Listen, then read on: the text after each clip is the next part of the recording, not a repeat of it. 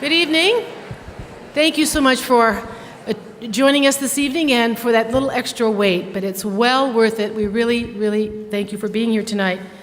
Our campus community is thrilled to welcome you to Dominican University of California to learn from our special guests, Secretary John Kerry, in conversation with Governor Jay Inslee. My name is Denise Lucy. I'm a professor of business and organizational studies and the executive director of the Institute for Leadership Studies. It's my honor to welcome you to Dominican. The Leadership Lecture Series is a program of our institute, a Leadership Development Center, and we help to guide students and professionals to become better leaders and team members.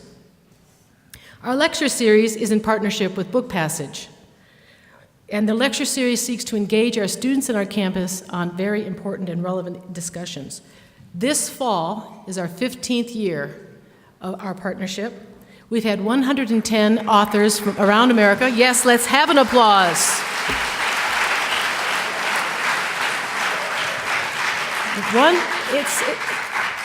I'm so happy we have so many fans in the hall this evening. So many fans. We also have 100 students in the hall. Let's hear from the students. Yes.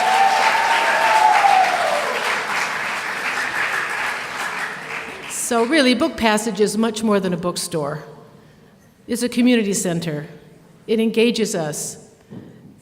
I've heard that they do almost over 800 events a year. That is because Karen West is awesome. Let's hear it for Karen West and her team. And of course for Bill and Elaine Petruccelli, whose business has really made a difference in our community for something like 45 years. And let's make sure you tell your friends they also have a Sausalito shop as well as San Francisco. For over 9 years, our sponsor has been Private Ocean Wealth Management. It's one of the oldest and largest privately held wealth management firms in Marin County. They've been named 7 times by Worth Magazine as one of the top 100 registered investment advisors nationwide, and a 2-time recipient of the prestigious Schwab Impact Award. And they've been named Best Wealth Management Firm by North Bay Biz. And without their support for nearly a decade, we could not have been holding these programs. Thank you so very much, Private Ocean Wealth Management. And our program sponsor this evening is a returning diamond sponsor, Ilan Pinal. Founded in 1990, Ilan Pinal Realtors has been the leader in luxury real estate in the San Francisco Bay Area.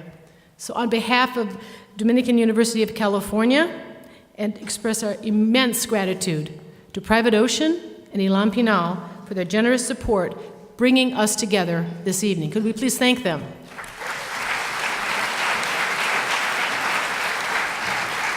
So without further ado, I would like to introduce Joanne Zavlaris, Vice President of Marin and Wine Country Offices of Ilan Pinal, and Joanne will introduce our guests.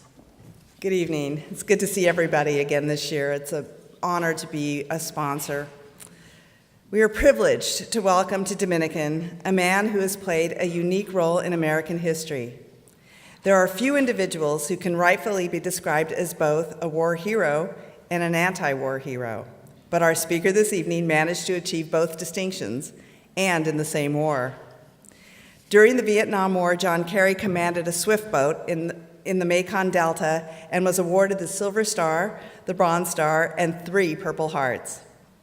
But following his tour of duty in Vietnam, he began to realize the misguided and destructive nature of that war, and he became a passionate spokesperson for the Vietnam veterans against the war. John Kerry went on to serve as Lieutenant Governor of Massachusetts, and in 1984 was elected to the U.S. Senate for the first of 5 terms.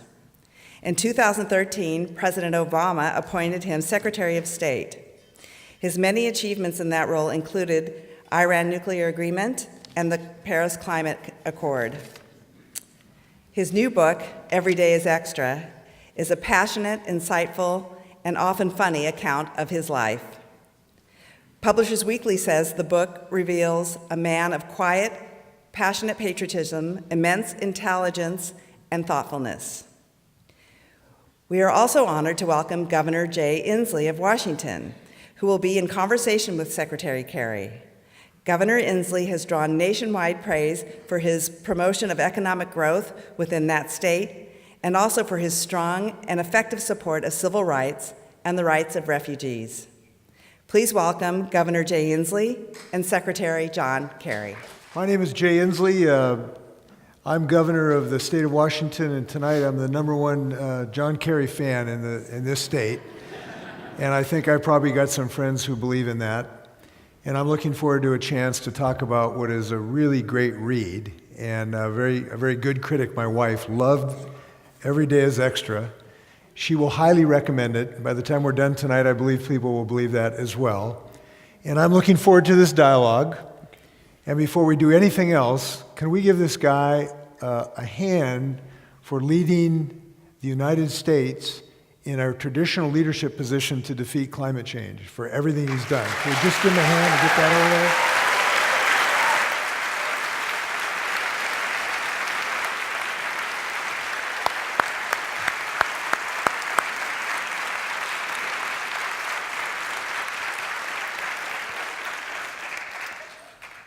We're having an international meeting organized by Jerry Brown today, and the good news is the senator and the secretary's leadership is continuing in states, and that's some good news, and it all started with his efforts. So let's start this.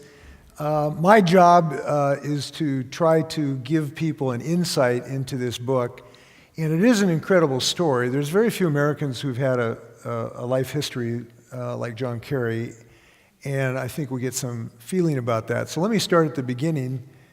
What is your first memory? What's your first memory? What's the He's asking me first that thing? because he knows I write about it in the book. Very clever. Yeah. Can I just take one instant to reciprocate? And we didn't arrange this, and I'm not being polite about it. This guy in the state of Washington has been an incredible partner on the subject of climate change. He asked me to come out to Washington to help him try to sell carbon pricing in his state. He came within 2 votes of getting it done, but now it is on the ballot in the state of Washington in 2 months. And he's been a fabulous leader on the subject. I think all of you ought to. He's been a great governor across the board. Great governor. So I have to give you a tiny bit of background on this, which I am delighted to do. It's in the book. My mother came from a Boston family that had been involved in, Boston life from way back when, very, very long time. And yet her father had become one of those expatriates, not unpatriotic, but we call them expatriates, who lived abroad during the 1920s and 30s, which a lot of Americans did in Europe. And he was in business. He was involved, he was involved early on with Pietro Giannini right here in California with the founding of the Bank of America. And regrettably, he sold his stock way too early. But he was working abroad. My mother was born in Paris. You could feel the lead up to World War II, which was, and any of you who've read Winds of War and Rumors of War, I mean, incredible 2-volume Leon Uris books, which always impressed me about war. But you can feel out of that period what Europe was like as the Nazis were growing in power and the persecution of Jews began to grow. So my mother understood the war was coming, and she went to Paris and trained to be a nurse. And she was taking care of the wounded coming in from the field, and mostly refugees who were running in front of the Germans. And then suddenly people said the Germans are going to be in Paris, tomorrow or the next day.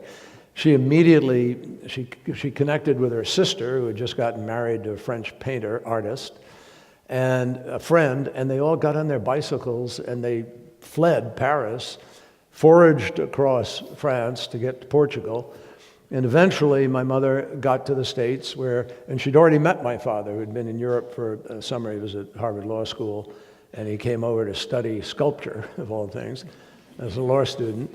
I think he studied a little more than that, actually. And So she came to America and married my father. The house that my mother lived in part-time in France when they weren't in England was taken over by the Germans, and they used it as a headquarters. And they had heard that the family knew Winston Churchill, and there were rumors towards the end as Patton was moving through Normandy and coming down into Brittany, which is where the house was, the Germans bombed and burned the house as they left. So my first memory was in 1947 as a 4-year-old kid holding my mother's hand, walking through the broken glass and rubble. And I remember hearing the crunching of the glass under my feet. And my mother was crying, and I didn't know why. And I was very upset that at 4 years old, your mom is crying, so it helps you remember things. And I saw this chimney going up into the sky and a staircase going up into the sky. That's all that was left of the house. And it stayed with me forever, this memory. You don't forget something like that. It was an early introduction to war. And strangely enough, it was it was sort of a warning of what war does, and something that stayed with me even as we went through Vietnam and later periods. But that's first memory. That, and before I went to France, I went to London. I got lost in London Zoo because I got furious at my mother who wouldn't let me be in the pram, and my sister was in it. So I stomped off out of fury, hid behind a place thinking, okay, I'll follow them, and she disappeared. So I was lost. And I turned myself in at age 4 to the lost and found. My mother arrived a few hours later. There I was sitting there playing as if nothing had happened. And she was very bothered by that. I didn't miss her for an instant. So that's my early introduction to memories. So is it too easy to facile thought to think that, early times in the wreckage of World War II, your mother escaping fascism, is it too easy to say that's a source of your peacekeeping efforts? Oh, or no, not? it's definitely. I visited the beaches of Normandy in that period of time subsequently. And we went back again a few years later because my grandfather rebuilt the house with reparations and other money, et cetera. And I remember going to the beaches of Normandy, and I remember seeing the detritus of the Normandy invasion on the beaches still. I mean, you go there today, you still see the incredible concrete port, floating, port that they created, but most of the other things have been put in museums. But then there was some on the beach, and boy, did that have an impression on me. And right outside our house, that was rebuilt, is now the 9th tee of a golf course on top of the bunker, a German bunker. And I used to play in the German bunkers as kids. And I used to investigate them. I used to go into the bunkers in the communities nearby and imagine what was happening with the Germans walking around in there, what was happening.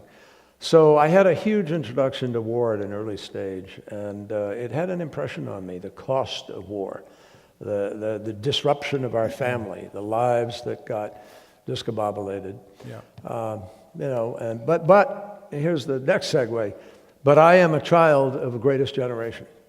And I write about that in the book, about the way in which my classmates at college in 1965, when Lyndon Johnson said, we need 500,000 troops to beat back communism, right. and do what we need to do, I responded, as did many of my classmates. One of my classmates was Fred Smith, the founder of Federal Express, which, by the way, he founded initially in an economics paper that he shared with us that he got a C on.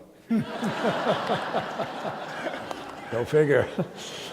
So, but Fred went into the Marines. He fought valiantly in Vietnam. He was wounded very seriously. Bob Mueller was my classmate at high school before that.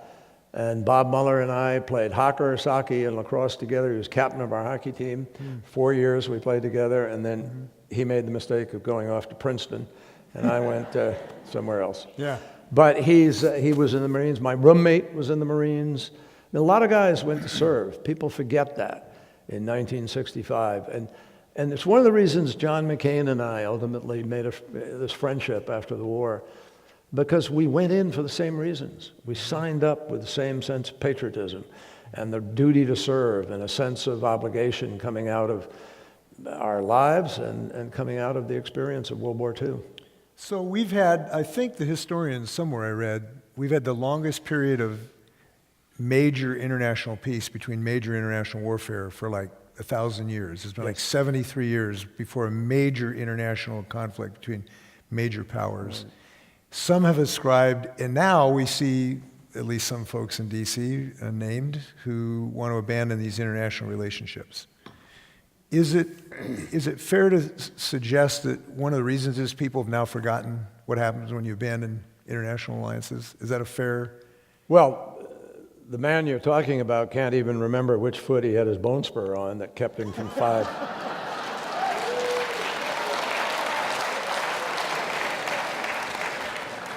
I kid you not, folks.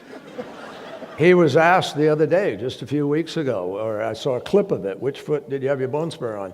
And he couldn't, he said, well, you have to check the records. The records had the answer. Yeah. But who's surprised by any of that? I got tweeted about from the president just a few hours ago. He seems fixated on me. I'm envious. I'm envious. Is there any press here? I see a red light back there, a camera. I guess we're being, Well, let's talk about another Republican of a different strain of integrity, Senator McCain. I want to ask you about this. So, this is an amazing relationship that you recount in the book, and it had an evolution that was, you had a pretty intimate depiction of that relationship. Well, it was a very special relationship. I just want to finish one thought to all of you, because as we were talking about Normandy, I just want to mention something to everybody. It's an amazing place. I don't know how many of you have been privileged to go there, but it is American. It's a little bit of America in France. It is deeded land. And you go into the Colville-sur-Mer cemetery, where there's just an amazing array, and those of you who've seen Private Ryan or some other things recognize it, but just an incredible lineup of Stars of David and crosses. And it's up on the bluff above the beach, and you look down and you see this incredible beach. And I write about this because, I was in ambushes in Vietnam, and we always knew we were going to be shot at, but we didn't know when. And you could pretty much expect an ambush if you were in the river on most given days. But they never had the intensity or the kind of certainty of imminent death that you had at Normandy. And you have to imagine what it was like. I am in awe of the courage and of the sacrifice and contribution of those young guys who went in at Normandy. Because you look at the view from the water as you come in these tiny Higgins boats, crowded in, seasick, damp, scared, stiff. And right next to you as you're going in, there's bombardment, there's artillery. You look up on the bluff, there are these incredible fortress bunkers with every kind of gun and mortar and whatever in them. And you're in a Higgins boat, and right next to you is another one that blows up right beside you. The whole thing goes up, everybody's dead. And when the door goes down on that Higgins boat, you're going to die, or somebody next to you is going to die, and half the boat would die, or the whole boat. And it's a stunning thing that people can do to bring themselves to stay collected, to be strong enough, courageous enough. You do it because it's your duty and responsibility. And we owe such a debt of gratitude to that. What bothers me about what is happening today in America in terms of our politics and the terrible partisanship that's tearing us apart is the lack of a willingness to want to give a legacy to that, to care about it, to recognize the depth of that sacrifice. And why do I say that? Because out of that, not only did we stop fascism and give America this position of leadership on a global basis, but we built the world with the Marshall Plan that people even objected to back then. We took a chunk of our GDP and put it into rebuilding our enemies, Germany, Japan, who today represent among the strongest allies and strongest democracies on the planet. Greatest investment we've ever made, folks. Think of trying to get that through the craziness of the Congress today. So this is why we're in trouble. Now, I believe we can get out of the trouble, Jay. I'm convinced of it. But we can only get out of it if we hearken back. And one of the things I think my book is about, I mean, I love Bob Woodward's book, which is sort of a summary of the crisis in Washington. But I think my book is the roadmap for what you do about it. Because remember, we had a guy called Richard Nixon. We had enemies lists. We had the Justice Department being attacked. We had the special prosecutor, Archie Cox, being fired. Those were the good old days. Yeah, those were the good old days. And you know, in 1968, when I first went to the Gulf of Tonkin in Vietnam, then when I went back to Vietnam in 1968 as a skipper of this gunboat, we had lost Medgar Evers, Martin Luther King, Bobby Kennedy. We had pipe bombs going off in the streets. Right. We had Detroit burning. Things were terrible and happening. And then Nixon lying, attacking his enemies, an enemies list, run the list. And guess what? We came out of it. We got stronger. We built the future. And that's what you've got to remember today. The key is our democracy is hurting, not because our democracy is inherently wrong or bad, because the people in it have refused to live up to their responsibilities. And when you have a party that makes it their objective to destroy the presidency, and Mitch McConnell can go out and say, our job is to make Obama a one-term president, and this is a party that nominates a man who wouldn't even admit that Obama was born in the United States and was an American, we've lost something critical. And when you have what's unfolding today with an anonymous op-ed and confirmed by the Woodward book, which is confirmed by the Wolf book, which is confirmed by everybody who talks to each other in Washington, and we look at people who have lost their sense of duty in the face of what I just described about World War II and responsibility and country. These are guys who regrettably, raising their hand to take an oath to uphold the Constitution and uphold the institutions, care more about party, power, and president. And we got to end that process. We got to stop that.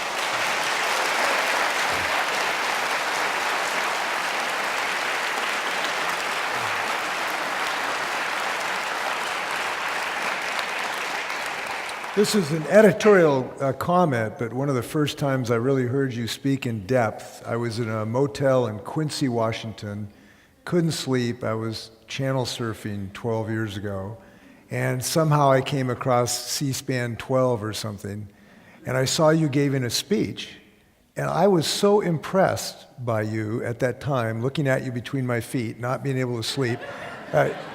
You have not lost a step. There's a pretty image. You have not lost a step. Oh, thank you, man. So let me ask you this. So you've given this description of our current condition.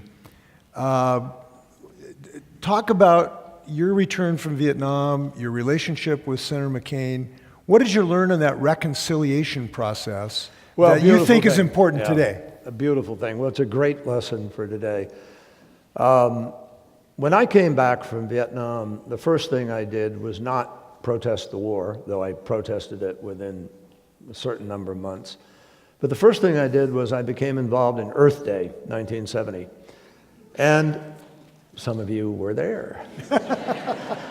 And 20 million Americans came out of their homes on the same day to make a statement that we did not want to live next to a toxic waste site. We did not want to have a Woburn dump in Massachusetts giving you cancer. We didn't want our kids polluted by the quality of the air. We wanted to be able to see from one side of Los Angeles to another, or New York or whatever, the air quality. And we were all inspired by Rachel Carson and Silent Spring. But it wasn't happening. It was crazy. So what did we do? We didn't just bring 20 million Americans out of their homes, Jay. We turned it into a political movement that focused on the next election, 72. And we targeted the 12 worst votes in the United States Congress on the environment. We labeled them the dirty dozen, and we went after them in the election, and guess what? 7 of the 12 lost their seats in 72. And there is nothing, you know this, you were in Congress, there is nothing like an election where the survivors' spines are stiffened by the loss of their friends. And that's what happened.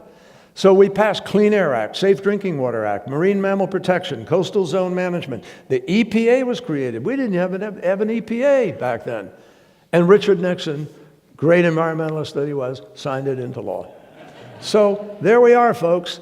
I'm telling you right here and now, this is sort of jumping ahead, and I want to come back on the question on the book in a sec, but here's the magic number. Please focus on it and remember it. 54.2%. That's the number of eligible voters in the United States of America who saw fit to vote for the presidency of the United States in 2016. When Barack Obama was elected in 2008, it was 62.3%. When he was reelected against Romney 4 years later, it was 58.5%. But the point I'm making is, or think about, when was the last time it was 54.2 before last time? Al Gore. Message, it's not the people who voted who created what we have today, it's the people who didn't vote. It's the people who didn't vote who are failing our democracy. And I'll tell you bluntly, and I've fought on campaign finance reform for years and so forth, the United States of America, which markets its democracy across the world, and I was the chief marketer of that in a sense. I mean, the president's always the chief, but I was the guy out there day to day who had to sit down with a foreign minister or a president of a country or the finance minister and say, hey guys, we're really concerned about your budget. And I could feel the body language of the guy opposite me go, I mean, he was saying to me, well, when's the last time you guys passed a budget? Our democracy is dysfunctional today, and Congress is gridlocked, and you know that. Why? There are about 4 or 5 big reasons, but I'll give you the first 3 that I think are the biggest. Number 1, because of the money in American politics. There's too much money in American politics. And it's setting the agenda, and it's stealing the agenda from average people in our country, therefore threatening our democracy, because the democracy doesn't work if average folks' voices aren't heard. I had an indelible sentence left with me when I was at college. My professor, John Morton Blum, historian, said, all politics is a reaction to felt needs. Now, I really didn't know what he meant when he told me that when I was, 19, 20 years old. But I know what it means now, and so do you. And the problem, the reason we're where we are today is because Washington has simply not been responding to the felt needs of the American people. So as globalization hits us, as you have these massive cultural changes taking place in not just the body politic, but in daily life and in the workplace, people are scared. People still are hung over from the 2008 economic downturn. A lot of people left with big mortgages for a home that's now worth half of what it was. But the mortgage is big, and they may have 2 jobs or 3 jobs, or they lost their job, downgraded. So the dream was downgraded. That tears at the fabric of life of a nation. And what we have to do is think about that and remember it. And it's happening in other parts of the world. You see it in Italy a little bit now. You see it in France a little bit. You see it in Poland, Bulgaria. You see it in Turkey. I mean, it's very dangerous, folks. And unfortunately, our European friends, and I gave a few speeches in Europe where I said, you know, you guys have got to believe in yourselves as much as we believe in you. But Europe has a sad history of what happens when you have economic fear, when you have tribalism and bigotry, and when you have demagogues exploiting it. That's dangerous, and that's what's dangerous about this moment in the world. We need leadership, and there's precious little leadership, I think, on a global basis. I'm sorry to say, people I've worked with. But the 2 strongest leaders right now are trying to move in an opposite direction from the United States. And they're trying to take America and the world to a different... They are arguing a new narrative. And the narrative for them is the liberal order of the West is dying. Well, the liberal order of the West is what kept peace. You just talked about it. We're the ones who built the United Nations. We built Bretton Woods. We built the financial system. We've created a caring and responsible entity in the United Nations Security Council. And Russia and China are trying very hard to alter that. So given this relatively dark view, why did you think Paris was a possibility? And what do you think, what was your biggest personal contribution to that success? What worked there ultimately, at least to the moment? I'll lead into that answer by just saying to you, while the view may sound dark, I'm being realistic about the challenge. If we're not realistic about the challenge, you can't be real about your approach or solution. But I'm not dark. This book is a book of optimism. This book ends on a really high note of optimism. And there are examples throughout this book of why I believe in the system. I mean, I was a young prosecutor. I went after organized crime in New England. You all have heard of Whitey Bulger, and you've probably seen The Departed or Mystic River or other movies. Those are all about what we were doing, going after the bad guys. And we got him. I went after the number 2 organized crime figure in New England. We put him in jail. The feds didn't do it. We did it at the county level. And I built a county office into a responsible prosecutorial office. The point I'm making is, I think the book is a roadmap for how you can hold things accountable, including Washington. I blew the whistle on Iran-Contra. I blew the whistle on Oliver North. Blew the whistle on BCCI, the bank that became a money laundering, haven, which had Noriega's money from Panama, which was all drug money. And there were major American figures involved in this. We have to be a country of rule of law, and that law has to apply to everybody equally, not a president of the United States who attacks the Justice Department because his attorney general indicted 2 Republican congressmen, and he fears it might have changed the election. That's a disgraceful understanding of the Justice Department and the relationship of the executive in our country. So we have to change that. You talked about the movie.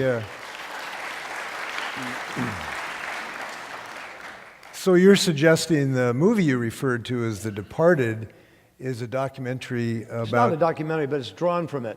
Just as the recent movie with Tom Cruise about Barry Seal, the pilot, who was flying down to Colombia and bringing the drugs into the country. It's an interesting movie. I was surprised. One of my many flights, I saw this movie on the thing, and I said, geez, we knew Barry Seal. We interviewed him. He was our, we did a whole hearing book in the United States Senate on this. So there are a bunch of movies that have made a lot of money. I didn't get any money out of it, folks. I didn't even get a credit in the movie. But what I was suggesting is there's going to be a movie called Departed.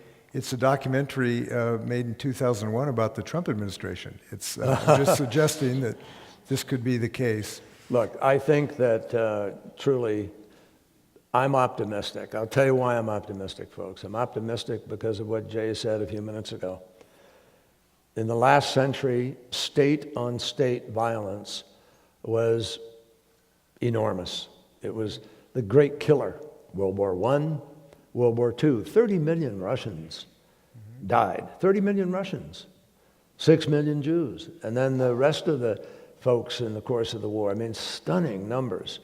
Korea, Vietnam, 58,000 plus American lives and so forth. There was massive violence, and it was generally speaking state on state. What has changed in this century is we still have horrible acts of violence publicly. Bombs go off in a subway. The most horrible thing I saw as Secretary of State, because I get the daily presidential briefing, was the video of the Jordanian pilot being burned alive in a cage in Jordan in the desert, or young Foley, James Foley, having his head cut off. And I saw one and I never watched the others.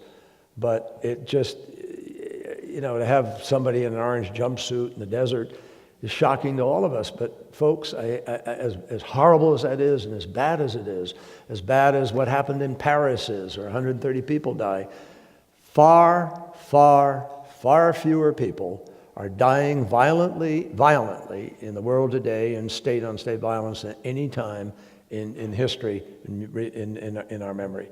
And you can go back centuries in that judgment. Now, the great disruptor today in terms of security and safety is non-state actors. ISIS, Al-Qaeda, Osama bin Laden, etc. I had the privilege of leading the effort to build the coalition to defeat ISIS.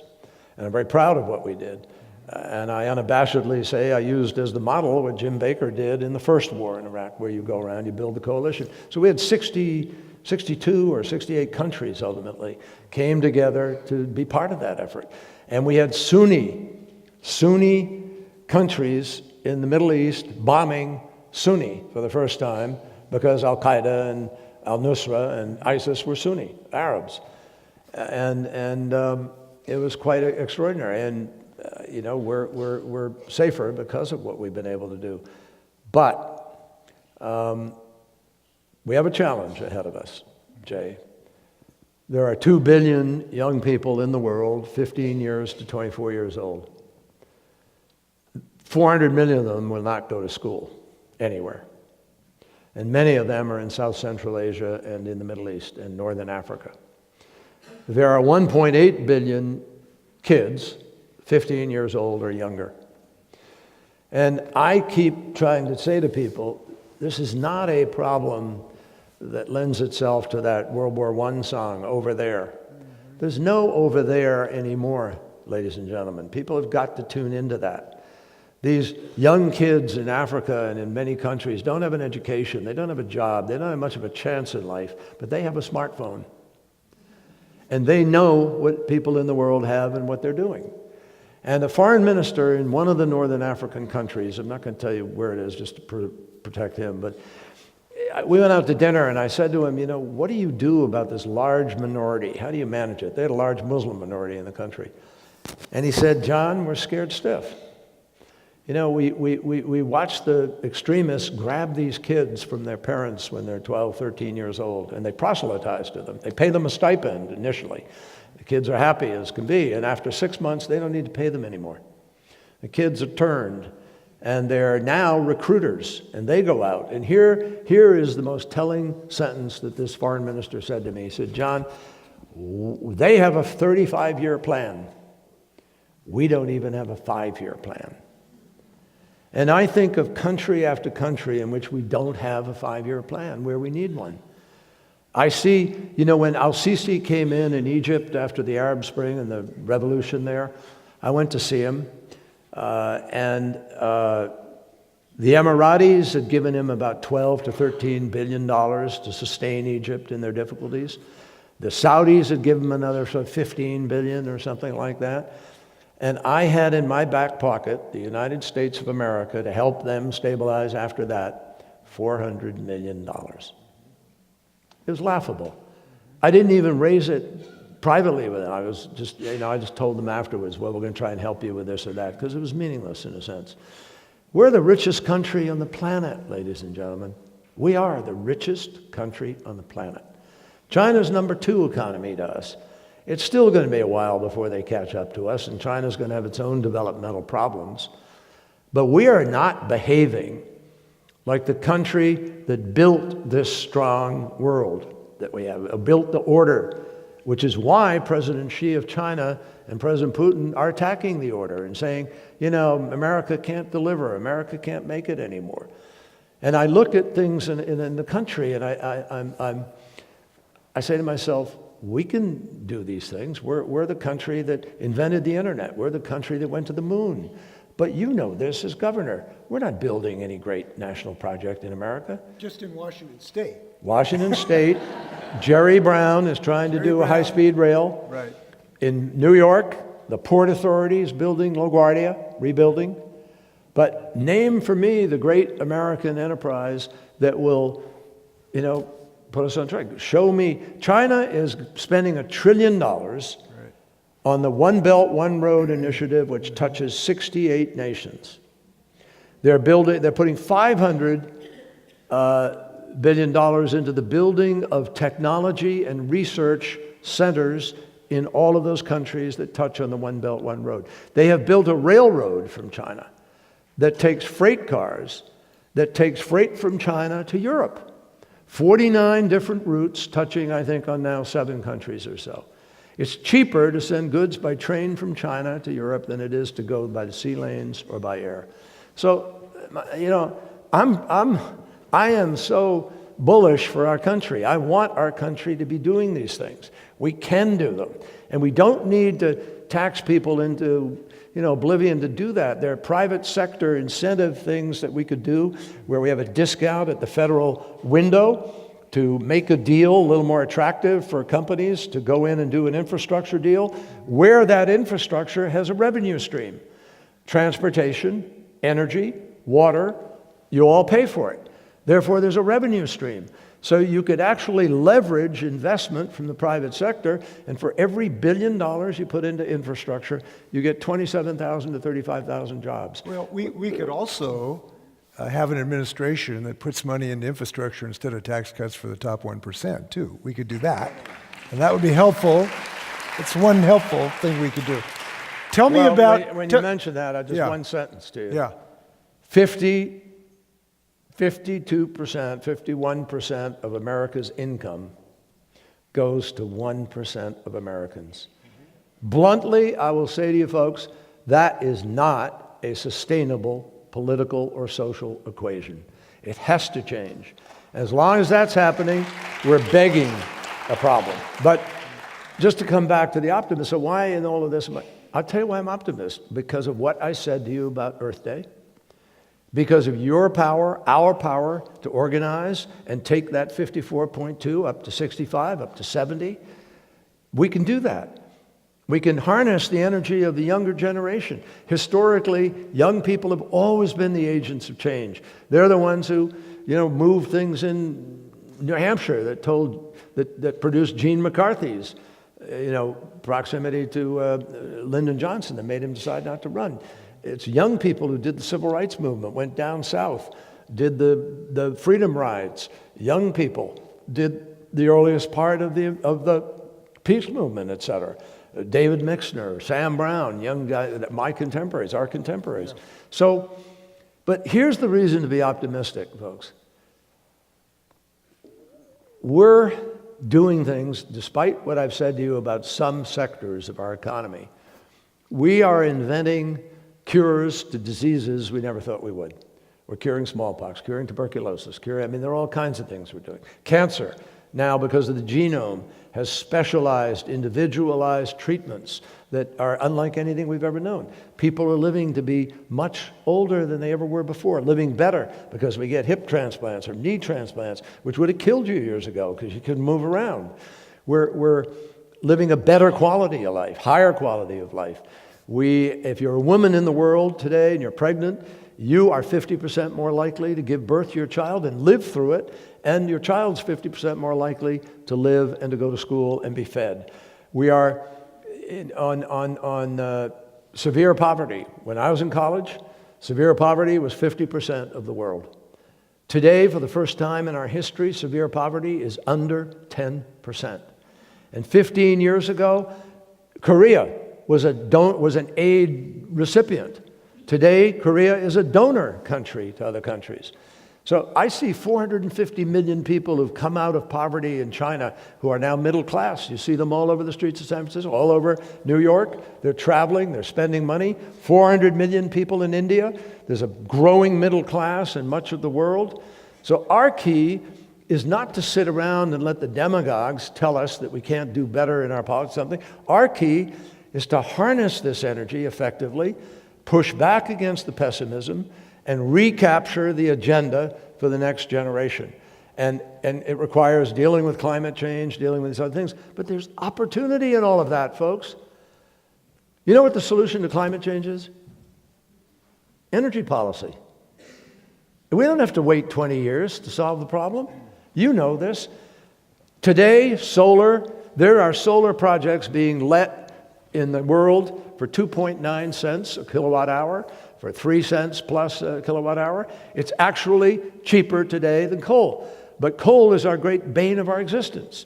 And so, those contracts are, last year in the United States of America, 75% of the new electricity that came online in our country came from solar. It's amazing. You know what coal was? 0.2%. So our threat, that's really encouraging. You really should be excited about it. And we had more money. This was the point of Paris. I negotiated the Paris Agreement with a lot of very skilled people. What did we seek there? We knew we weren't going to hold the Earth's temperature to 2 degrees centigrade. What we were trying to do is get the 196 countries in the world that were there to join all to move in the same direction at the same time. And the theory of the case was that by signing on to a goal of trying to hold the temperature to 2 degrees centigrade and we would send a message to the private sector. The private sector is what's going to save us from ourselves, not government. No government in the world's moving fast enough to do it anymore. It's private sector that's going to come up with battery storage that solves the problem. Private sector is going to come up with, the better electric vehicle or the better production of electricity, whatever. And the key for us is to understand this. The energy solution for America and the world to solve the problem of climate change is the single biggest market the world has ever seen. I know this because in Massachusetts, which is a pretty skill-oriented state and did well in tech, in the 1990s, we had an enormous boom in tech in the country. That was $1 trillion market, $1 trillion market with 1 billion users. The energy market today is 4 to 5 billion users, and it's multi-trillion dollars today, and yet we have to get off coal, we have to get off fossil fuel, we have massive amount of solar, and who knows what fusion might produce or what hybrids might, I don't know the answers. I know this, if we had a price for carbon, if we started to move in the right direction, the private sector is going to solve the problem. And that's why I can say to you with assurance, folks, what Jay has done, what Governor Cuomo's done, what Governor Jerry Brown has done, a bunch of governors in America, what the mayors have done in more than 1,000 cities, is keep their eyes on Paris. So I'm not sitting here crying about Paris. I hate the loss of American leadership, but Donald Trump, what's happened is the governors are all moving in their states. We have 38 states in America that have a renewable portfolio law. That means they have to move to X amount of portfolio production of energy in a certain period of time. 38 states represent 80% of the population of America. So I've been able to go around the world and say to people, hey, Donald Trump may have pulled out of Paris, but I got news for you. The American people are still in it, and they're committed to live up to the standard of Paris. So that's what we're doing.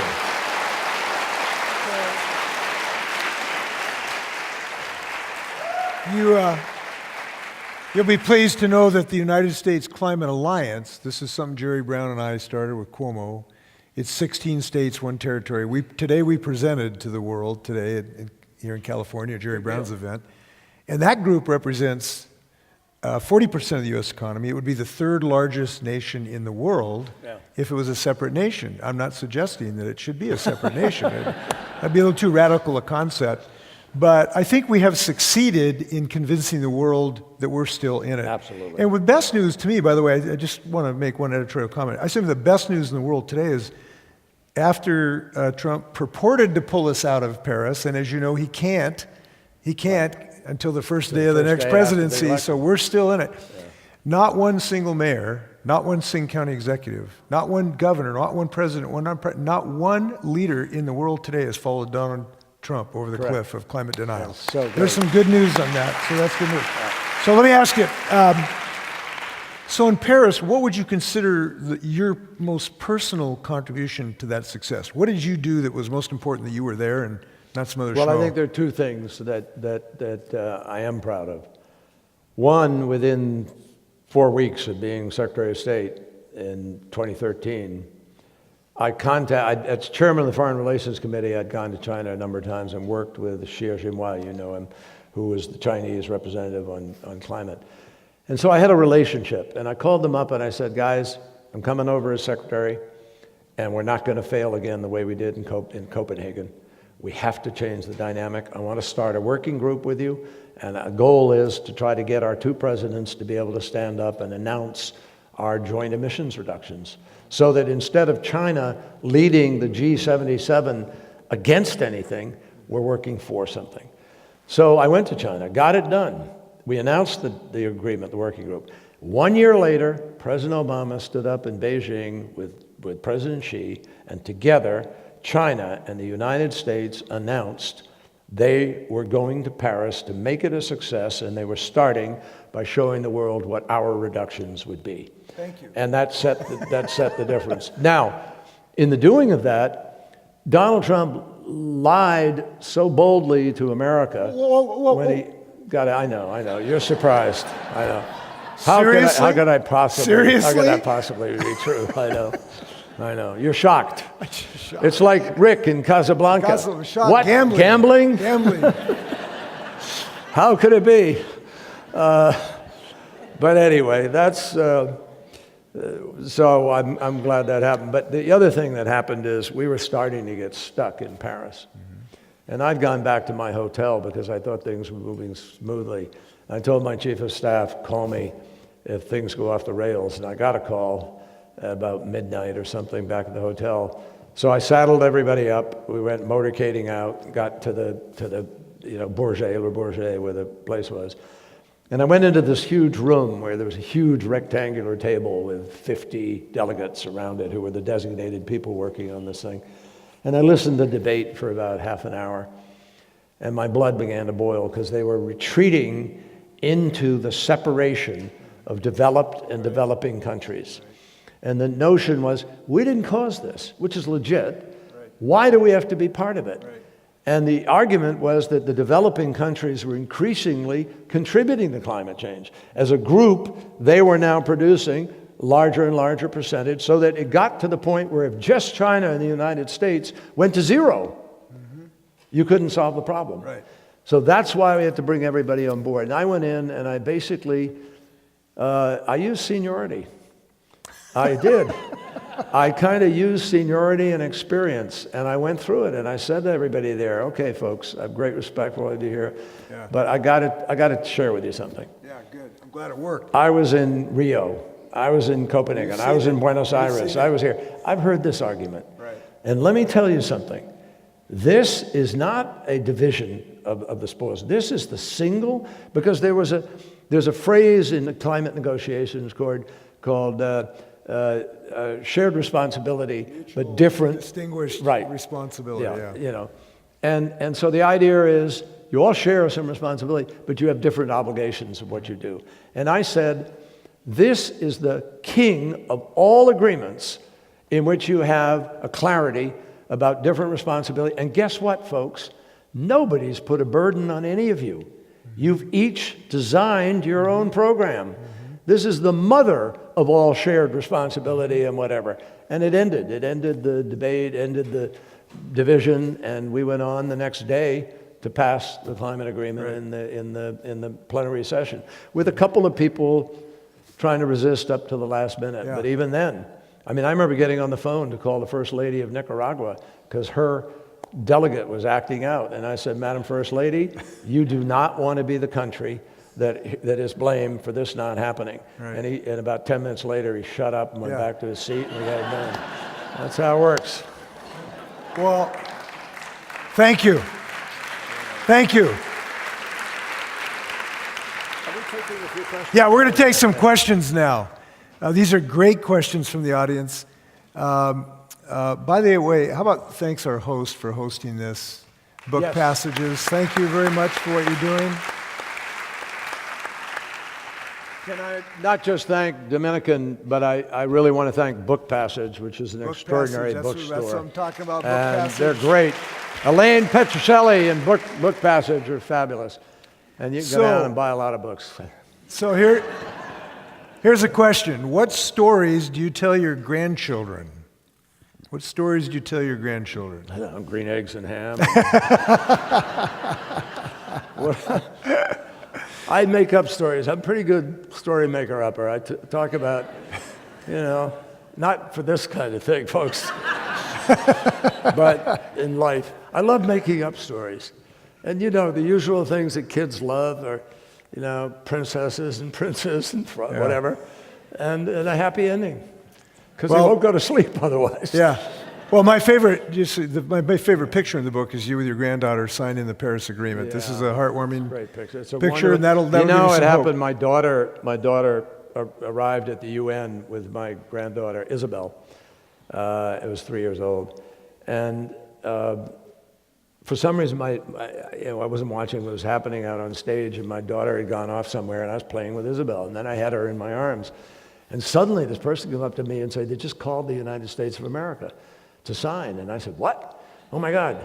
I looked around, and I said, okay, to hell with it. And I walked out with my granddaughter.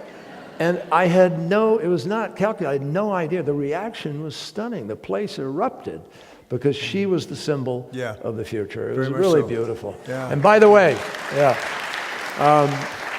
this is quite funny.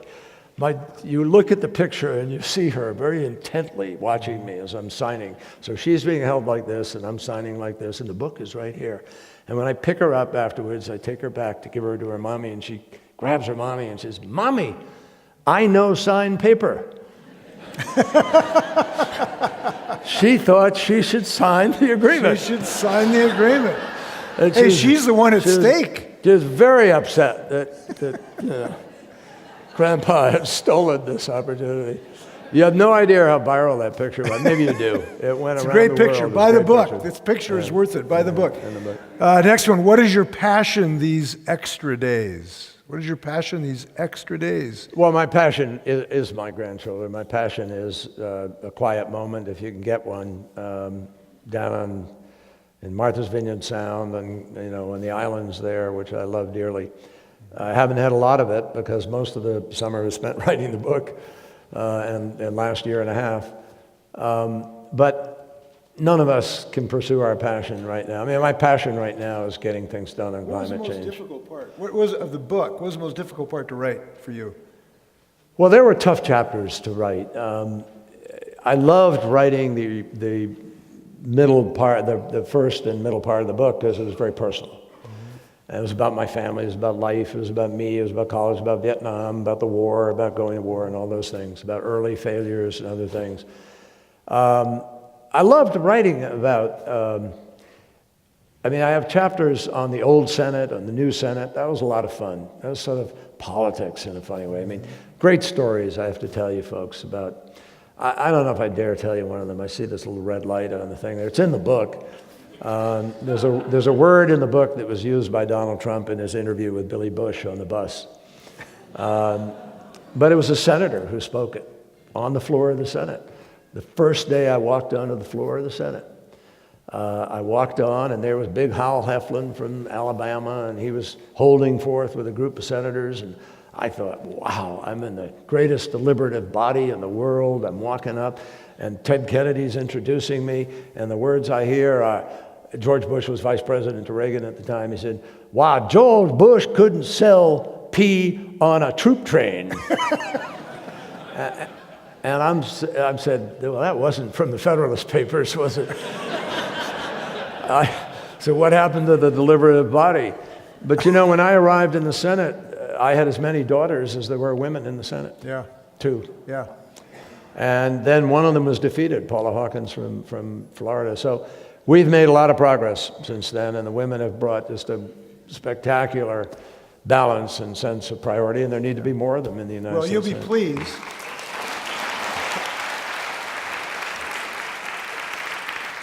I'm chair of the Democratic Governors Association. You'll be pleased to know we have more women nominees as Democrats for governor in the history of the United States, too. So I want to make sure that's going on, too. Okay, next one. What did quickly? Yeah. I didn't mention this about John McCain because you did ask me, and Right. I got sidetracked.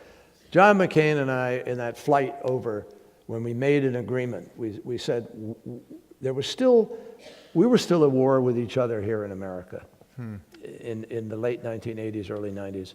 And you may recall Newsweek magazine had a cover story of "Are they still alive?" and a picture of POWs.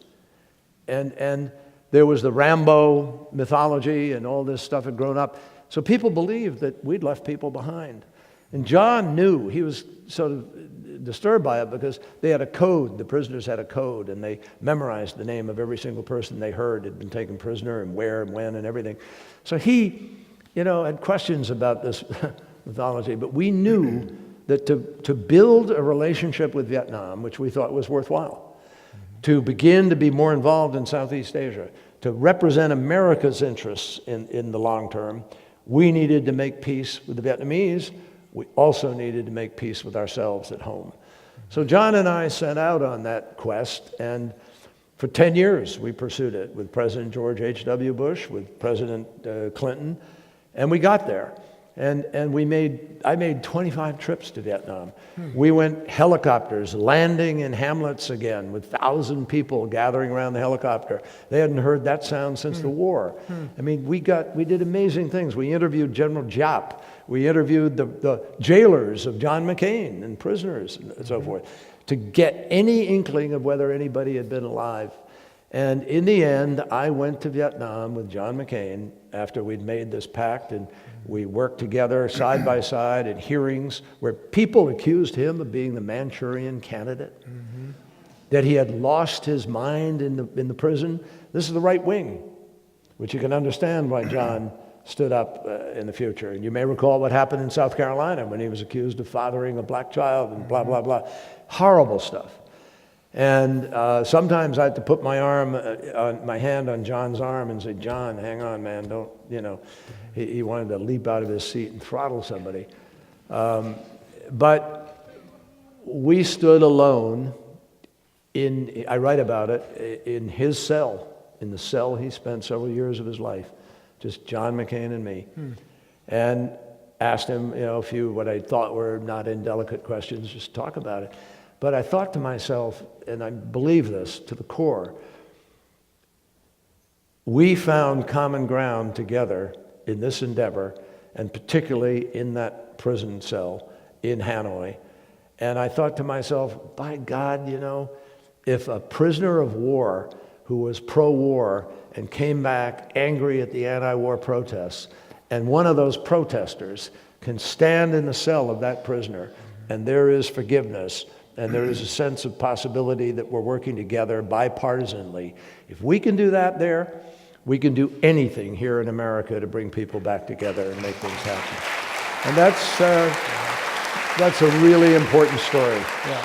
Really important story. Next question. What did you find most rewarding, your time as a senator or Secretary of State? Most rewarding? Early years as secretary, as a senator, were really very rewarding, incredibly rewarding. The Senate began to change in 1994 with the Gingrich Revolution. And what's really happened to America right now is we went through these transitions culturally in the workplace and in globalization, but the country didn't keep up. The government didn't keep up. And so I think that the latter years in the Senate were very difficult because we saw the Gingrich Revolution translate into the Tea Party, translate into the Freedom Caucus, and then frankly what happened is Donald Trump carried out a hostile takeover of the Republican Party. And we had our own struggle in our party between Bernie and Hillary. And it all reflected a sense by a lot of people that someone wasn't talking to them, that they weren't speaking to their needs. So in those years, I delighted at being Secretary of State, which I think is possibly the best job in government. I think it's a brilliant job. You don't have to raise money, you don't have to politics. You just sit there every day working to make America stronger and find peace. And you have an extraordinary amount of resources at your disposal. You can meet with anybody in the world, anytime. You can make things happen, and we did. Yeah. So how did you,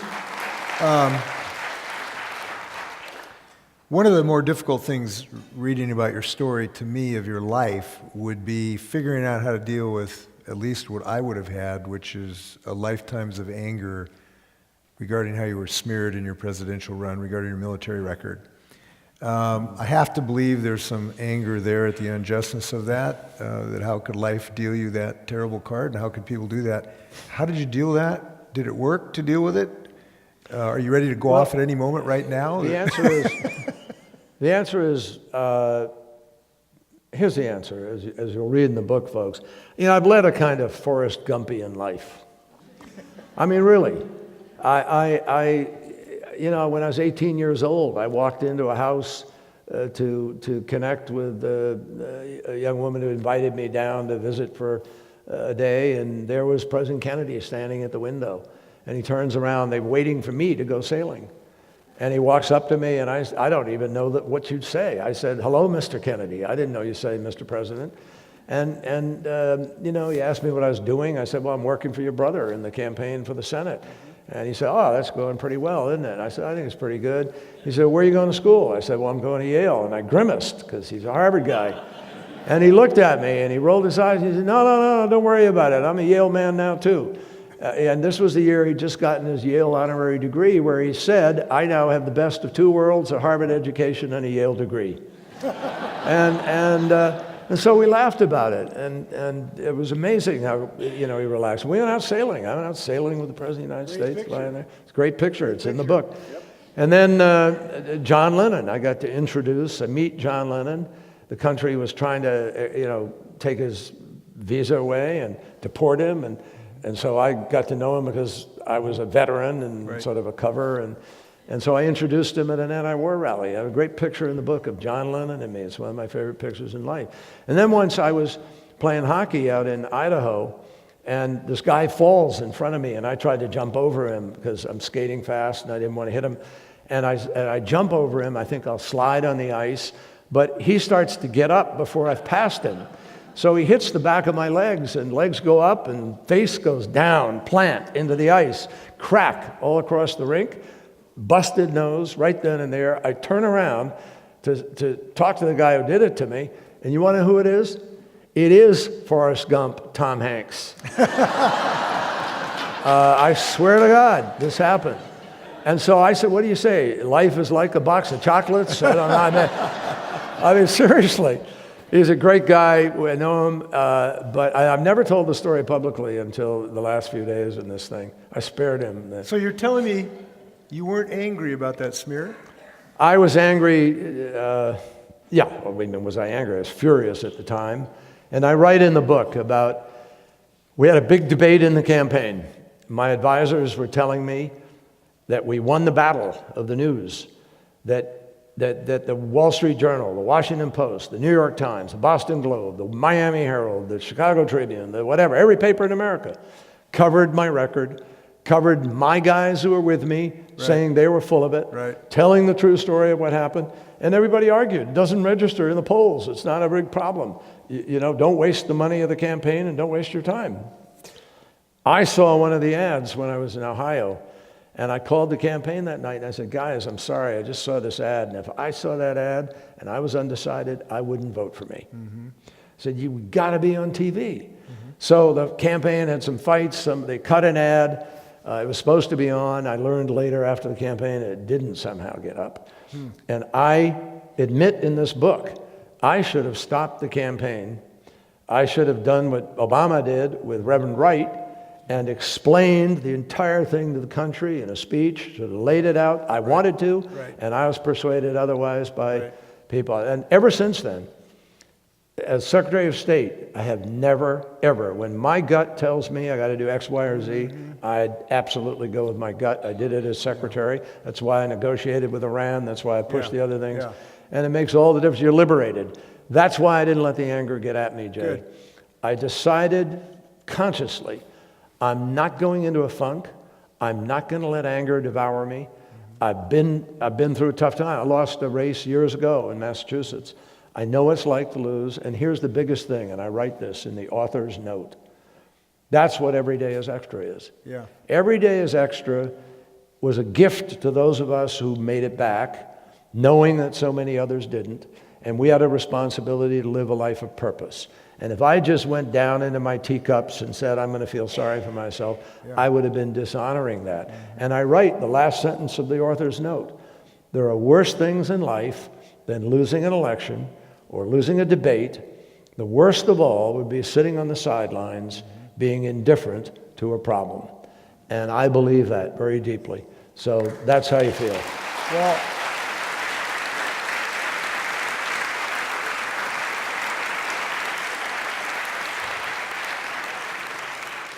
is it okay with you if every member of this audience commits to voting for people this November that share your beliefs to show their a makeup? Would that be okay with you to make 1, 2, up for 3, that? all together. All right. This That has makes been. being here so, I'm telling you, it's worthwhile, man, but thank you, folks. You're a great audience, and I appreciate it, and I hope I haven't blabbed on too long. Mr. Secretary, you've had an extraordinary life, and you got a lot more work to do. When you get your next book, we'll come back and see what the sequel is. We do. When you write another book, I hope you'll answer the question, who's the best governor between Oregon and Canada? I hope that'll be in your book. I already told you that. This guy is incredible. You know, he supported me when I was running for president in 2004. You notice the cover here, folks? And I keep looking at it and say, who the hell is that young guy anyway? So just for truth in packaging, here's yeah, we got it both ways. Round of applause for the leader of the nation here. Thank you. That was great. That was fun. It's a lot of fun. Yeah. Thank you. It's a good book, too.